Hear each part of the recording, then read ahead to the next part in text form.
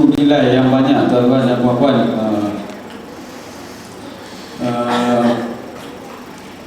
Apabila kes ini telah diadili dan disiasat, maka keseluruhan individu yang terlibat mana telah menerima hukuman, iaitu pengurusi lembaga pengarahnya sendiri, pengurus besar dan pengarah urusannya. Okey, daripada masalah yang berlaku itu, rentetan daripada kes yang berlaku itu, maka kerajaan telah mengubah Akta Pen Kerjasama Rakyat, iaitu Akta Khas, yang dibuat kuasakan pada tahun 1978. Dengan akta tersebut, kerajaan telah melantik sebuah lembaga pengarah yang baru bagi tujuan menjalankan tugas-tugas dan kuasa-kuasa pentadbiran perniagaannya, di mana kita dapat lihat di sini kerajaan telah bertindak dengan campur tangan bagi memulihkan semula keadaan tersebut. Dan seperti yang tuan-tuan dan puan-puan ketahui sekarang, Pen Rakyat sekarang ini masih lagi dikawal oleh kerajaan bagi operasinya. Dan persoalannya ini, kenapa Pen Rakyat sekarang masih menguasai ataupun mengawal operasi Pen Rakyat ini? Bagi pendapat saya, kerajaan berbuat sedemikian adalah untuk melindungi kaum bumi putera, khususnya kaum Melayu dalam bidang ekonomi seperti yang dinyatakan dalam Dasar Ekonomi Baru. Okey, selepas kejadian tersebut, ia tidak terhenti di situ saja. Malah pada tahun 1986, Koperasi Pengambil Deposit KPD telah banyak ditemukan bagi mengendalikan aktiviti pengambilan deposit. Ia juga telah dipantau oleh Jabatan Pembangunan Koperasi. Namun terdapat juga masalahnya dalam perubahan itu, di mana terdapat pihak yang mengambil kesempatan ke atas akta koperasi yang telah dipinda bagi tujuan koperasi pengambil deposit ini. Mereka menggunakan akta tersebut bagi tujuan kepentingan diri sendiri dan mengeksploitasi kelemahan dan kekurangan akta yang telah dikuatkuasakan. Masalah KPD ini juga berpunca daripada kekurangan kuasa regulator. Kekurangan kuasa regulator ini kita boleh perincikan sebagai kurangnya campur tangan daripada kerajaan untuk menangani masalah yang berlaku tersebut. Okey, saya akan perincikan kesan daripada campur tangan tersebut. Okey, dalam setiap perkara tersebut ada pro dengan kontranya. Okay, saya akan jelaskan perkara yang baik, kesan yang baik daripada campur tangan kerajaan dalam mengawal operasi perniagaan bagi koperasi. Yang pertama kita dapat lihat, iaitu dapat mewujudkan satu persekitaran yang kondusif bagi perkembangan koperasi secara teratur dan tersusun. Dan yang kedua adalah pembangunan aktiviti ekonomi koperasi, di mana koperasi ini telah diiktiraf sebagai penyumbang signifikan kepada keluaran negara, KDNKK. Yang ketiga adalah kawal selia dan tadbir urus yang lebih baik dan cekap. Dan yang terakhir sekali, keyakinan dan penerimaan rakyat terhadap koperasi ini. Manakala kesan yang tidak baiknya akibat daripada campur tangan tersebut, kita dapat lihat dua di sini, iaitu yang paling utama sekali iaitu skandal kerajaan. Seperti yang tuan-tuan dan puan-puan sedia maklum, skandal kerajaan ni daripada masalah yang berlaku tu, rakyat ni kita tidak nampak apa sebabnya berlaku, dan rakyat hanya, orang ramai akan menyalahkan pengurusan dalam pentadbiran tersebut. Walaupun dia telah dirancang dan telah dikonfrontkan dengan antara dua pihak ni lah, iaitu berlaku pecah amanah, penyelewengan, salah guna kuasa, dan pengeksploitasian kuasa yang diberikan tersebut untuk keuntungan dan kepentingan diri sendiri. Dan yang kedua ialah tidak membantu koperasi ini untuk berdiri teguh sendiri. Jika bantuan setiap bantuan diberikan oleh kerajaan, koperasi ini kita anggapkan sebagai terlalu manja dan tidak boleh berjalan sendiri, tidak boleh berdiri dengan sendiri dengan mengharapkan setiap bantuan yang diberikan. Okey, daripada isu-isu yang saya telah jelaskan tadi, kita dapat simpulkan bahawa faktor atau sebab berlaku kes tersebut selain tidak bukan ialah skandal kerajaan yang telah dirancang dan berkomplot dengan pihak yang tidak bertanggungjawab, dan hal ini berlaku apabila kepentingan individu melebihi kepentingan bersama, maka perbuatan penyelewengan, pecah amanah, salah guna kuasa dan sebagainya akan menguasai diri mereka tanpa mengira bahana dan akibatnya. Oleh itu, skop campur tangan kerajaan dalam mengawal operasi menangkap ini yang dijalankan sebuah organisasi haruslah dilakukan dengan rasional agar tidak merugikan kedua-dua belah pihak.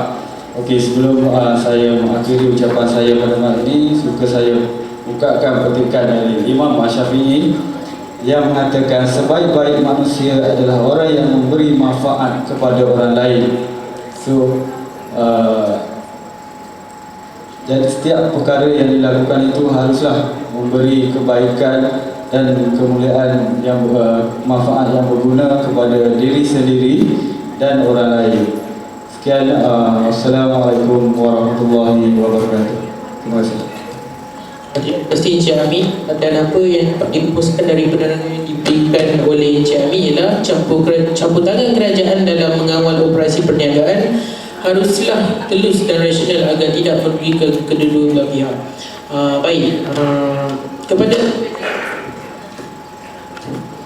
Kepada panel terakhir kita pada malam ini, iaitu Encik Muhammad Hafiz bin Buhari. Boleh Encik Muhammad Hafiz bin Buhari terangkan dengan lebih lanjut mengenai apakah isu-isu lain yang dapat dikaitkan dengan penglibatan kerajaan selain daripada kawalan legasi kerajaan dan campur tangan kerajaan dalam konteks pembangunan koperasi di Malaysia, dan apakah isu yang dikemukakan ini benar-benar terjadi di negara kita? Mohon penjelasan daripada. Terima kasih saya ucapkan kepada Tuan Pengurusi Majlis di atas pertanyaan sebentar tadi. Yang berbahagia Dr. Puan Haji Hayati Mat Saleh, pemerhati forum koperasi kita pada malam ini, yang berusaha barisan ahli-ahli panel, seterusnya tuan-tuan dan puan-puan, Assalamualaikum warahmatullahi wabarakatuh dan salam sejahtera. Apabila kita bercakap mengenai penglibatan kerajaan di dalam sektor koperasi, pelbagai isu dan persoalan sering dilontarkan atau dibahaskan oleh pelbagai pihak, terutamanya dari anggota-anggota koperasi dan masyarakat secara keseluruhannya seiring dengan pembangunan dan kemajuan dalam sesebuah negara. Pada malam ini, saya akan mengupas satu isu yang cukup menarik melalui kajian, pemerhatian dan pemahaman untuk dikongsi bersama dengan tuan-tuan dan puan-puan. Dalam masa yang sama, untuk kita selami bersama melihat dari pandangan yang positif dalam memajukan sektor koperasi khususnya di negara kita, Malaysia. Isunya adalah peralihan tampuk kuasa pentadbiran kerajaan kadang-kadang membantutkan pergerakan koperasi.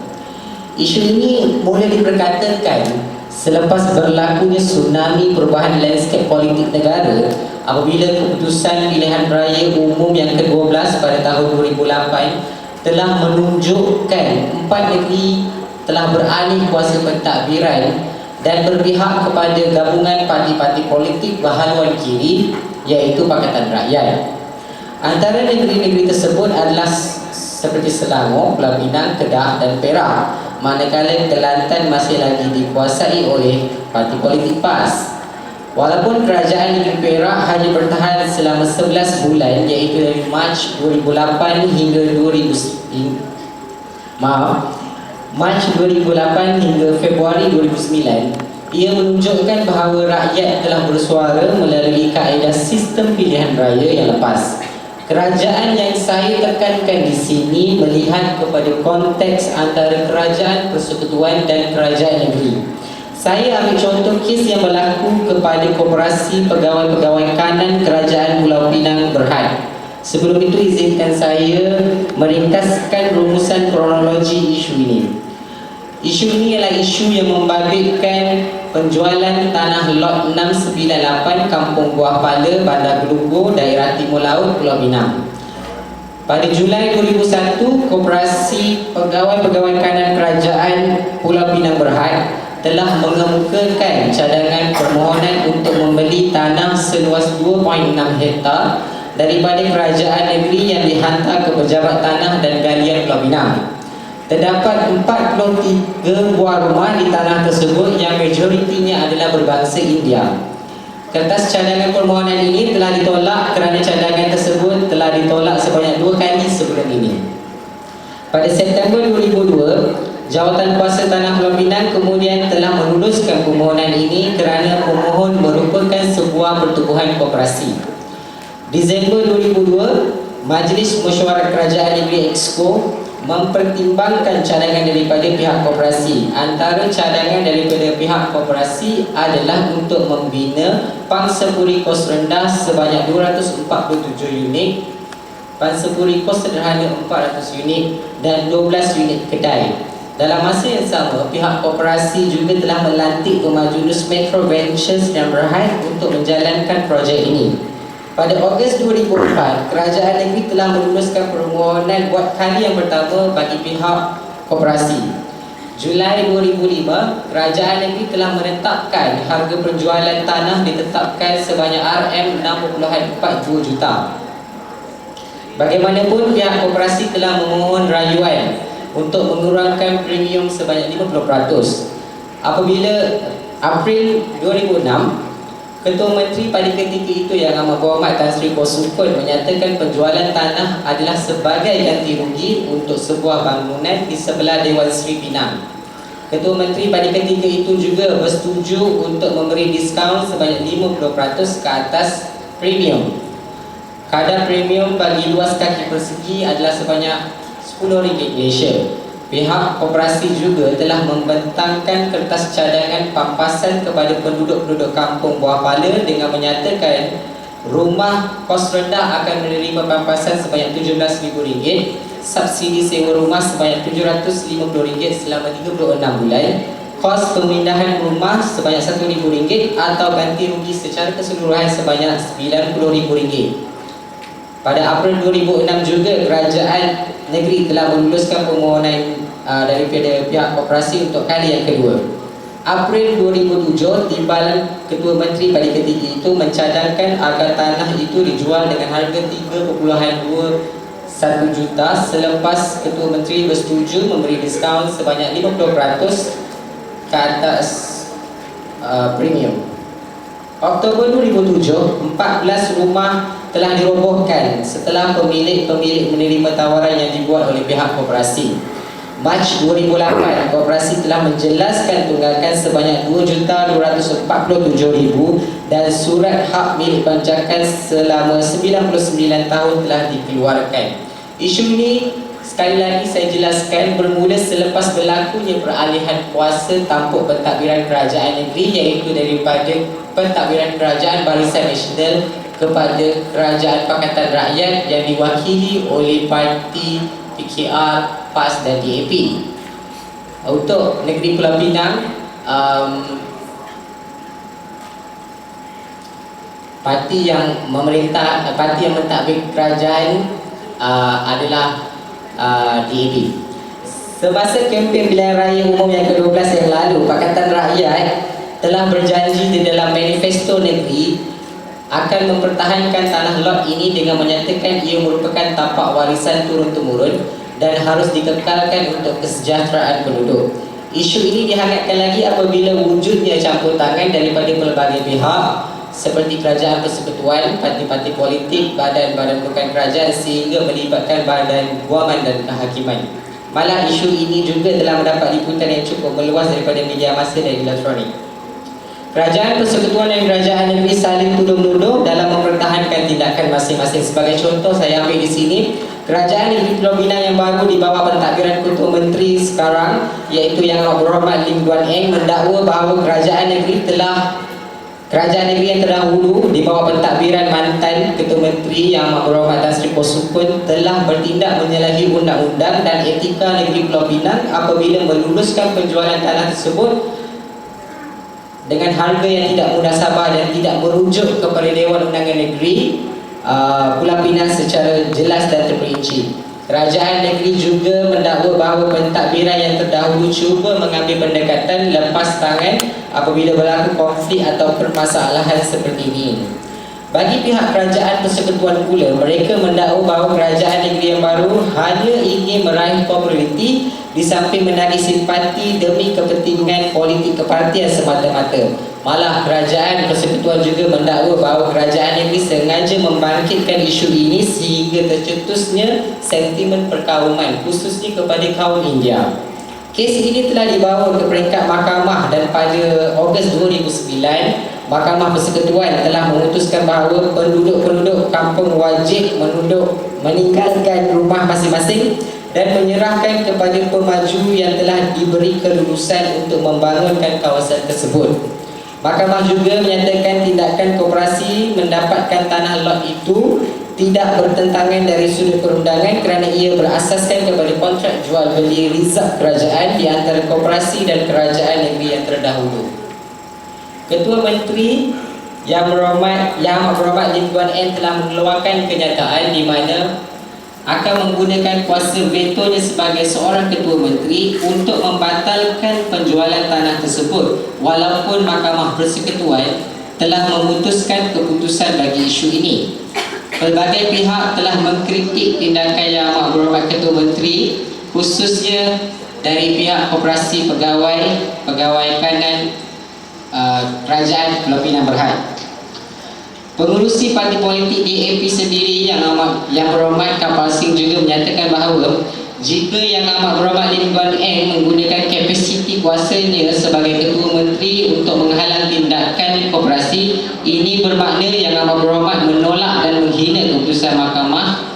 Seterusnya boleh dipenjara setahun dan didenda maksimum jika disabitkan dengan kesalahan. Dalam masa yang sama, parti MIC ingin membantu permasalahan ini dengan memberi cadangan untuk mengambil alih tanah dan membayar premium sebanyak RM3.2 juta kepada kerajaan negeri. Malangnya, pihak koperasi telah menolak cadangan tersebut pada mesyuarat agung yang telah dilakukan oleh pihak koperasi. Bagi koperasi, keputusan Mahkamah Persekutuan